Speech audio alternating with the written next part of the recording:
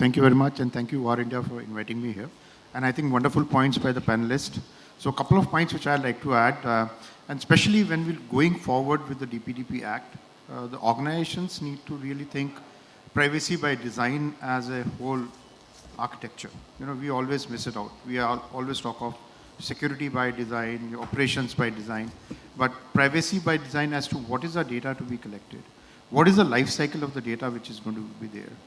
If the data is there, what is the minimal data which requires to be done? And that's what Grupi Padhiva also was saying. We've forgotten if an individual is moving out of the company, how long you can hold the data, what data you can hold, how you can use the data.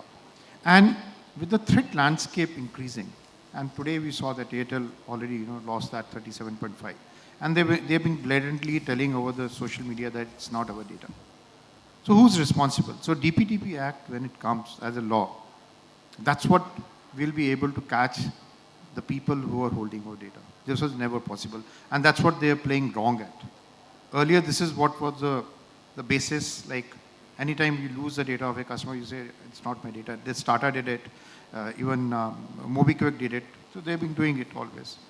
But with the DPDP law, when it comes up, they are responsible for your data, right? And they need to tell that it's been lost. And they have to clearly define what's the loss as, and they need to pay for it, right? And the DPDP will play a major role when it comes to that.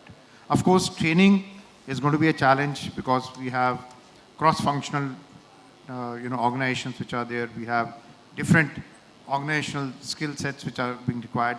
So it's going to take a time. And also, the last point which I want to, before I close, is we have to talk it as a business strategy, the data privacy. It's not just going to be a normal functional strategy.